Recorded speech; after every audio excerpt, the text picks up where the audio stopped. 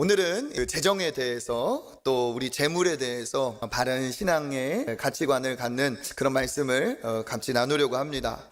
요즘 사회를 소비주의 또 물질 사회라고 합니다. 물질 사회, 소비 사회에서 가장 강력한 힘을 발휘하는 것이 무엇이죠? 뭐니 해도 그렇죠, 맞습니다. 돈의 힘이 아주 강력합니다. 이 돈이 그러면 얼만큼 사람들에게 영향을 미쳤는지, 이게 오늘 이 시대의 문제만은 아닙니다. 오래 시간까지 이렇게 올라가야 돼요. 하나님께서 이스라엘 백성들을 광야에서 가나안 땅으로 보내셨을 때 그곳에서 이스라엘 백성들이 하나님을 버리고 다른 신을 섬겼습니다. 사사기 2장 13절 한번 읽어보겠습니다. 곧 그들이 여호와를 버리고 바알과 아스타롯을 섬겼으므로. 아멘. 어떻게 이런 일이 벌어졌을까? 바알이라는 신이 얼마나 대단하고 매력적으로 보였길래 그랬을까? 이스라엘 백성들이 가나안 땅에 들어가니까 그곳에서는 농사를 지었어요. 당연히 하늘에서 뭐가 내려야 됩니까? 비가 내려야 돼요. 그러니까 이들은 비의 신인 바알을 숭배했습니다. 이 바알은 어떤 신이냐? 비의 신이었고, 비의 신은 당연히 농사의 신이었고, 농사의 신이니까 당연히 풍요로움의 신이었어요. 풍요로움은 무엇과 연결되죠? 재물, 돈과 연결됩니다. 그런데 여기서 보면 이 재물이라는 것이 그 이스라엘 백성을 멸망하게 했던 바알 신, 풍요의 신과 달라요? 아니면 비슷해요? 비슷하죠. 그러니까 이 본질은 동일합니다. 실제로 예수님의 시대보다 더 많은 재물이 유통되고 있는 이 시대에, 많은 돈이 왔다 갔다 하는 이 시대에 우리는 돈의 이 능력을 실제로 경험하고 살아요. 돈이 많은 사람 앞에서는 이 시대에는 어때요? 고개가 숙여지고 어떻게 그러한 돈이 많은 비결을 갖고 있는지 배우고 싶어 하는 것이 이 시대의 사조라는 거죠. 돈을 필적할 만한 권세가 없는 것 같습니다. 실제로 돈을 가지고 한번 써보면 느낄 수가 있어요. 돈을 들고 백화점에 한번 가면 어떤 일이 벌어집니까? 백화점의 문을 열고 비싼 것을 파는 매장일수록 그곳에 들어가면 굉장히 존대를 받아요. 어서 오세요. 처음 봤는데 기다렸다는 듯이 너무 반겨주는 거예요. 왜? 내가 돈을 갖고 쓸 권세가 있기 때문에. 저거 한번 꺼내주세요. 네, 말씀만 하십시오. 꺼내서 한번 입어보세요. 입으세요 이것도 아니고 입어보세요 하면서 막 이렇게, 그러면 팔을 탁 끼고 딱 하고 이제 거울 앞에 서죠. 그러면 어떻게 해요? 옆에서 찬양이 울려요. 너무 멋지다, 너무 멋져. 드디어 순간이 됩니다. 뭐예요? 카드를 딱 내밀어요. 그러면은 한 손으로 받지도 않아. 어떻게 받아요? 두 손으로 공손하게 인사와 함께 받아서 결제를 하고 내밀면서 갈 때까지 한 번 더 경배, 부표 경배. 그렇게 존중과 칭찬과 경배를 받고 나올 수 있게 하는 게 뭐예요? 돈이에요. 이 맛을 알면 누리고 싶어요. 더. 그런데 이 돈을 쓰지만 이 돈은 어때요? 우리를 이러한 방식으로 점점 묶습니다. 이 힘에, 재미에, 매력에 빠져들면서 좀 더 누리고 싶습니다. 흔히 영상 한 편 봐도, 시대에 돌아가는 이 매체만 확인을 해도 인스타를 비롯해서 그런 거 한번 보세요. 얼마나 많은 광고들이 우리의 눈을 자극하는지. 광고 보기 전과 후 내가 달라져요. 광고를 보기 전에, 예를 들어서 자동차 광고다. 내가 타고 다니는 차에 대해서 별로 불편함이 없던 사람이 자동차 광고 몇 편을 봤어요. 그리고 나서 차를 타려고 하는데 광고 보기 전에 나와 달라진 거야. 내가 이 차를 지금 몇 년 탔지? 갑자기 생각을 하는 거예요.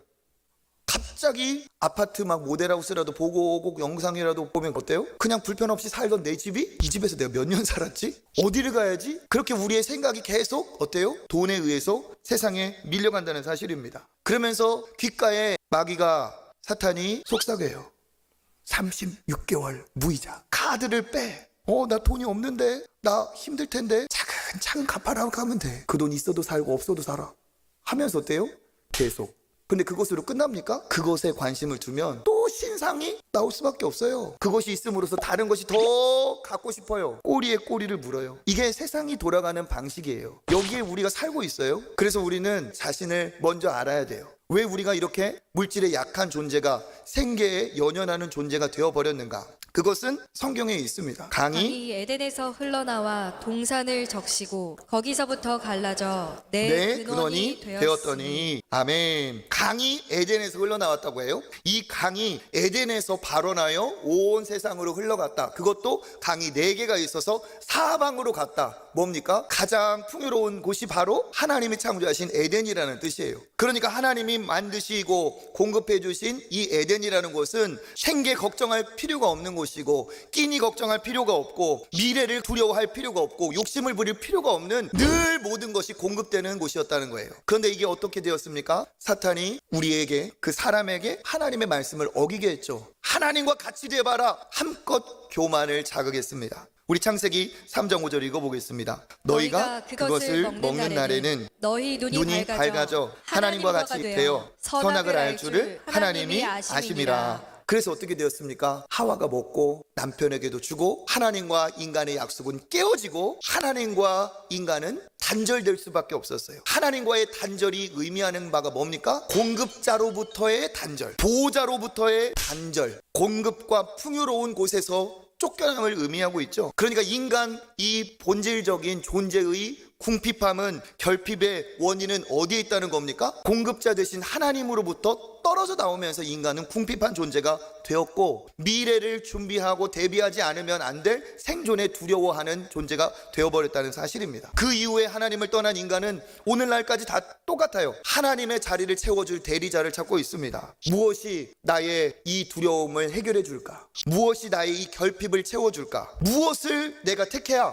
하나님과 같이 되려고 했던 내 욕망을 채울 수 있을까? 뭘까요? 눈에 보이는 돈이 딱이에요. 그러니까 우리의 존재적인 연약함과 어디서부터 우리의 불안함이 오는지, 돈에 대한 집착과 두려움이 오는지를 깨달아야 된다는 거죠. 영적인 경각심을 여기에서 가져야 됩니다. 돈의 강한 지배력에 우리가 얼마나 취약한지를 알아야 되고, 내 안에 탐심이 작용하면 얼마나 돈을 쫓아가는 존재가 될지 우리가 인정을 해야 된다는 사실이에요. 창세기에 역사했던 악한 영은 지금도 우리를 사로잡으려고 역사하고 있다는 사실입니다. 있는 것을 보지 않고 항상 없는 것을 보게 해요. 있어서 목마르지 않은 사람이 없어요. 있어도 목마른 사람을 만들어 버립니다. 결과적으로 어떻게 됩니까? 하나님 대신 바알을 택했던 것처럼 돈을 택하고, 영원한 존재라는 것을 몰라서 재물을 쫓아다니고, 영원한 존재라는 걸 알아도 지금 급한 것이 그거다 생각해서 쫓아다니게 됩니다. 그래서 우리는 어떻게 해야 됩니까? 믿음의 사람으로서 이 시대를 분별하고 영적인 방어력과 공격력을 가져야 됩니다. 어떻게 방어를 하느냐?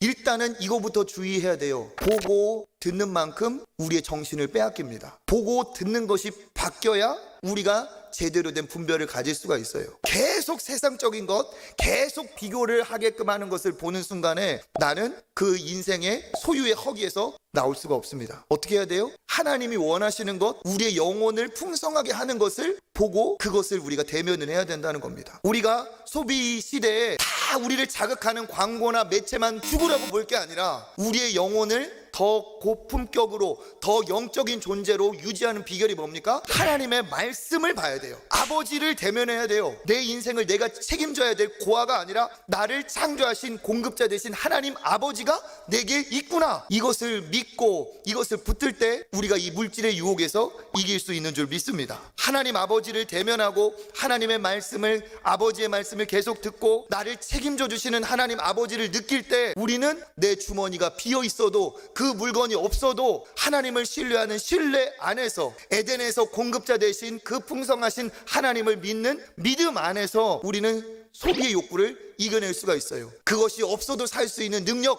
하나님 아버지로부터 오는 줄 믿습니다. 당장 내게 없다 할지라도 세상 모든 것이 아버지의 것이고, 당장 내게 없다 할지라도 모든 것을 제일 좋은 때에 주실 수 있는 하나님 아버지를 믿는다면 우리가 이길 수 있어요. 오늘 있다가 내일 아궁이에 던져지는 풀풀도 하나님이 이렇게 입히시거든. 하물며 너희일까 보냐. 믿음이 작은 자들아, 그러므로 염려하여 이르기를 무엇을 먹을까, 무엇을 마실까, 무엇을 입을까 하지 말라. 이는 다 이방인들이 구하는 것이라. 너희 하늘 아버지께서 이 모든 것이 너희에게 있어야 할 줄을 아시느니라. 아멘. 그러니까 뭐예요? 우리는 내년 살 것, 10년 후 살 것 보여야 마음이 편하겠는데 하나님은 그게 아니라는 거예요. 그러니까 너는 고아가 아니니까 싸두지 마. 챙겨둘 필요 없어. 내일 되면 내일 또 줄게. 엄마가 밥 먹고 내일 것까지 좀 싸주세요. 그러면 뭐라고 얘기해요? 내일 줄게 뭐 밥을 싸놔. 내일이 되면 내일 밥을 또 해서 줄 거니까. 예수님도 기도를 가르쳐 주실 때 주기도문에서 뭐라고 말씀하셨습니까? 하늘에 계신 우리 아버지여, 우리에게 일확천금을 주시고 한 건 제대로 한탕하게 하시고 이랬어요?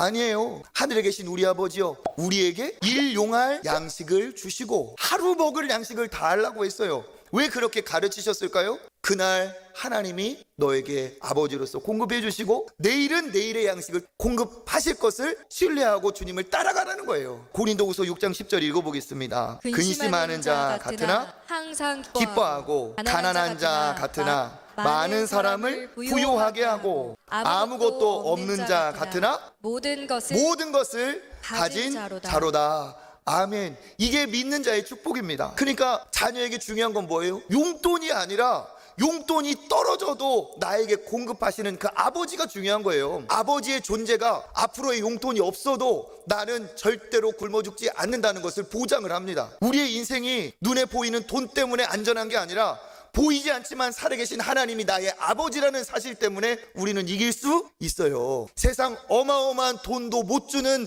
평안과 안식을 하나님 아버지로부터 누릴 수가 있어요. 여러분 보세요. 많으면 물질에 대한 갈증이 사라질까요? 절대 아니라는 거예요. 세상에서 제일 부자 그런 사람한테 물어보세요. 그 사람이 나는 이 정도로 충분하고 만족하며 삽니다, 그럴까요? 아니라는 거예요. 그 사람도 아무리 많아도 갈증은 계속됩니다.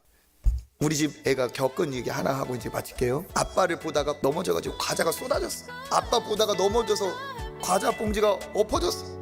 정상적인 아빠라면 어떻게 할까요? 괜찮아, 아빠가 사줄게.